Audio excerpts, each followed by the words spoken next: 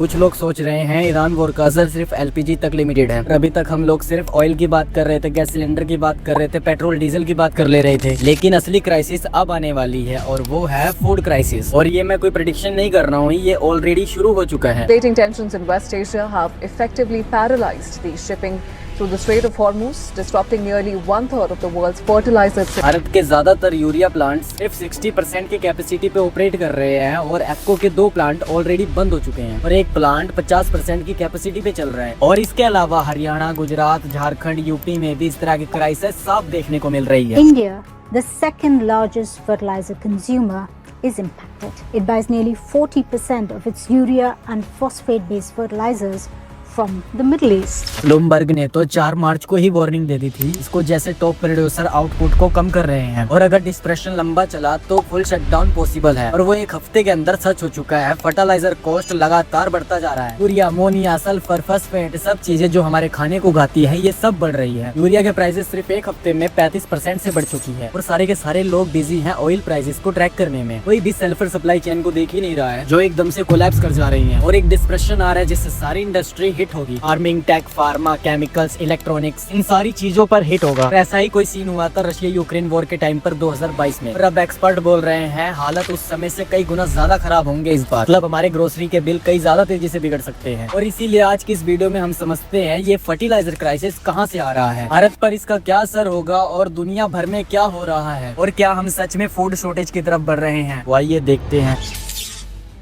बात करते हैं इस फर्टिलाइजर क्राइसिस के बारे में। सबसे पहले बेसिक समझ लेते हैं कि लोग सोचते हैं फर्टिलाइजर एक अलग चीज है और ऑयल एक अलग चीज है, लेकिन ऐसा है नहीं। ये दोनों चीजें कनेक्टेड है। अब स्पेसिफिकली फर्टिलाइजर की बात करें तो दुनिया का सबसे ज्यादा यूज होने वाला नाइट्रोजन फर्टिलाइजर है यूरिया। और यूरिया बनता कैसे है? हैबर-ब्रोस प्रोसेस से। नेचुरल गैस से अमोनिया बनता है और अमोनिया से बनता है यूरिया। यूरिया एक फर्टिलाइजर है जिससे खाना उगता है। मतलब कि इस प्रोसेस से 4 बिलियन लोगों के घर में खाना जाता है। मतलब कि आधी दुनिया डायरेक्टली इस पे डिपेंडेड है। पूरी दुनिया का आधा यूरिया स्टेट ऑफ हॉर्मोन से गुजर के जाता है। ही माइल्स का रास्ता जो ईरान ने ब्लॉक कर रखा है। कतार का सबसे बड़ा यूरिया प्लांट जो ऑलरेडी बंद हो चुका है। इसलिए यूरिया के प्राइसेस सिर्फ एक हफ्ते में 35% से बढ़ चुके हैं। यूरिया के बाद नंबर आता है एक उससे भी जरूरी केमिकल का। भी सब ऑयल प्राइसेस देख के पैनिक कर रहे हैं, लेकिन असली क्राइसिस इस केमिकल में शुरू हो रही है जिसका नाम है सल्फर। अभी इस पर किसी का भी ध्यान नहीं जा रहा है। जब क्रूड ऑयल रिफाइनरी बंद होती है, वहाँ पर सिर्फ पेट्रोल डीजल बनना बंद नहीं होता है, वो सल्फर बनाना भी बंद कर देती है। सल्फर क्रूड ऑयल प्रोसेसिंग का एक बाई प्रोडक्ट है। अरामको और रियलाइज दुनिया के 2 सबसे बड़े सल्फर प्रोड्यूसर है। सऊदी के अंदर अरामको की रिफाइनरी इस टाइम बंद पड़ी है और यूएई की रिफाइस रिफाइनरी इस टाइम ऑफलाइन हो चुकी है। और भारत में क्रूड ऑयल पहुंचना कम हो चुका है। मतलब सल्फर का प्रोडक्शन एक साथ कोलैप कर रहा है। और ये सल्फर भी फर्टिलाइजर में यूज होता है जिससे हमारा खाना होता है। Sulphur actually rare earth attraction में भी जाता है, जो हमारे फोन में है, ईवीज में है, चिप्स में है। सल्फर केमिकल और फार्मा सेक्टर्स में भी यूज होती है। दुनिया का 40% सल्फर स्टेट ऑफ हॉर्मोन्स के रास्ते गुजर के जाता है। अब देख लो, स्टेट ऑफ हॉर्मोन्स से 49% यूरिया जाता है और 27% अमोनिया जाता है और 24% फॉस्फेट फर्टिलाइजर जाता है। और ये सारे रिस्क में है और इसका इम्पैक्ट कितना सीरियस होने वाला है जिसका आप अंदाजा भी नहीं लगा सकते। फार्मर्स को अगर फर्टिलाइजर नहीं मिलेगा तो क्रॉप्स फेल होने लगेंगे, फूड प्राइसेस एक्सप्लोड कर जाएंगे, सेमीकंडक्टर फैब्स को क्रिटिकल केमिकल्स नहीं मिलेंगे, चिप शॉर्टेज वापस आ सकती है, इलेक्ट्रॉनिक मैन्युफैक्चरिंग रुक जाएगी और फार्मा प्रोडक्शन में डायरेक्ट हिट पड़ेगा। इससे सिर्फ सप्लाई चेन में प्रॉब्लम नहीं होगी बल्कि एक मेल्ट डाउन शुरू होगी और ज्यादातर लोगों को तब पता चलेगा जब काफी देर हो चुकी होगी। भारत, ब्राजील और यूएसए के बाद दुनिया का तीसरा सबसे बड़ा फर्टिलाइजर का इंपोर्टर है और हमारी बहुत बड़ी डिपेंडेंसी है पर्शियन गल्फ रीजन पर। अब यहाँ पर एक और फैक्ट है जिसे सुनकर लोगों को बहुत अच्छा लगता है। भारत अपना 87% यूरिया जो है वो डोमेस्टिकली प्रोड्यूस कर लेता है, लेकिन यूरिया बनता है अमोनिया से और अमोनिया बनता है नेचुरल गैस से। यूरिया बनाने की कॉस्ट का 70 से 80% सिर्फ नेचुरल गैस होती है। मतलब बिना गैस आए यूरिया नहीं बन सकता। भारत की domestic gas supply urea plants की जरूरत नहीं पूरी करती है और इसीलिए हम इस गैस को इम्पोर्ट करते हैं। मतलब स्टेट ऑफ हॉर्मोन्स ब्लॉक होने से भारत के अंदर बनने वाला यूरिया का प्रोडक्शन भी रुक जाएगा और हो भी यही रहा है। इंडिया फार्मर्स फर्टिलाइजर कोऑपरेटिव यानी इफको के कुछ यूरिया प्लांट्स में प्रोडक्शन कट शुरू हो गया है। जेएनएफसी को गेल से गैस 60% तक कट कर दिया गया है। पेट्रोनेट एलएनजी ने फोर्स में जियो डिक्लेयर कर दिया है। मतलब जो इनके कॉन्ट्रैक्ट थे वो इन्होंने वॉइड कर दिए हैं और अब ये सप्लाई नहीं कर पा रहे हैं। गेल और आईओएससी कस्टमर पर सप्लाई कट लगा रहे हैं। गेल और जेएसपीसी के एलएनजी ट्रेड्स अनअवॉइडेड गए हैं क्योंकि मार्केट में इमीडिएटली अवेलेबल फ्यूल की शॉर्टेज है। कुछ यूरिया के प्लांट्स ऑलरेडी बंद हो रहे हैं और अगर ये प्लांट्स एक बार बंद हो जाए तो तुरंत रीस्टार्ट नहीं कर सकते, क्योंकि एक प्लांट को रीस्टार्ट होने में 3 से 4 हफ्तों का समय लगता है। वो अगर LNG सप्लाई तुरंत वापस भी आ जाती है तभी भी हमको यूरिया प्रोडक्शन शुरू करने में 1 महीने तक का समय लग सकता है। और इन सब के अलावा एक प्रॉब्लम आती है फॉस्फेट फर्टिलाइजर की। भारत अपना 60% DAP इंपोर्ट करता है। ये सब मोस्टली सऊदी अरेबिया और मिडिल ईस्ट से आता है। ये पर्शियन गल्फ के वही बड़े बड़े कमर्शियल पोर्ट है जहाँ पर ईरान लगातार अटैक कर रहा है और वो कम्प्लीटली बंद पड़े हैं। हालत अब ऐसी हो चुकी है कि रिपोर्ट्स बता रही है भारत अब चाइना तक से यूरिया मांग रहा है और अब चाइना ने फर्टिलाइजर एक्सपोर्ट को रिस्ट्रिक्ट कर दिया है। पहले ही रशिया से ऑयल हम अमेरिका के कहने पर ले रहे थे और अब फर्टिलाइजर के लिए भी चाइना के आगे हाथ फैला रहे हैं। यही है हमारे एनर्जी सिविलिटी के हाल आज के दिन पर। इसके अलावा पोटाश की भी डिपेंडेंसी एक अलग लेवल पर है। भारत के पास कमर्शियली एक्सप्लॉइटेबल पोटाश का रिजर्व है ही नहीं। सारा का सारा हम इम्पोर्ट करते हैं और अब पोटाश वॉर से डायरेक्टली लिंक तो नहीं है, लेकिन फ्रेट कॉस्ट और शिपिंग इंश्योरेंस और कार्गो टाइमिंग ये सब अगर इम्पैक्ट होता है तो पोटाश की भी कॉस्ट बढ़ सकती है। लेकिन सवाल ये है कि इस तरह की क्राइसिस में हम ऑलरेडी जा चुके हैं, तो जवाब है नहीं, लेकिन इनके अर्ली साइन दिखने शुरू हो चुके हैं। गवर्नमेंट के पास अभी तो स्टॉक अवेलेबल है, लेकिन सब कुछ डिपेंड करता है टाइमिंग पर। खरीफ की बुआई जून में पेस पकड़ती है और बुआई के टाइम पे लगता है DAP और यूरिया बाद में लगता है टॉप ड्रेसिंग के तौर पे। तो इसका मतलब मार्च में खेतों के अंदर फर्टिलाइजर सीधे जाने की जरूरत नहीं है, लेकिन ये क्रिटिकल स्टॉकिंग और प्लानिंग विंडो है। अगर शॉर्टेज मई या जून तक जाती है तो फिर ये कंफर्टेबल स्टोरी एक बड़ी प्रॉब्लम में बदल सकती है। फार्मर्स बहुत गलत टाइम पे बहुत गंदी तरह हिट हो जाएंगे। भारत के अंदर फर्टिलाइजर सब्सिडी का बजट है 1,70,000 करोड़ रुपए और ये नंबर वॉर से पहले बहुत टाइट लग रहा था। और अब ग्लोबल प्राइसेस एक्सपाइक होने के बाद सबसे पहला हिट गवर्नमेंट की सब्सिडी बिल को होगा। फिर ये वर्कर्स की वर्किंग कैपिटल्स को खा जाएगा और फिर फर्टिलाइजर बनाने वालों के मार्जिन खत्म हो जाएंगे।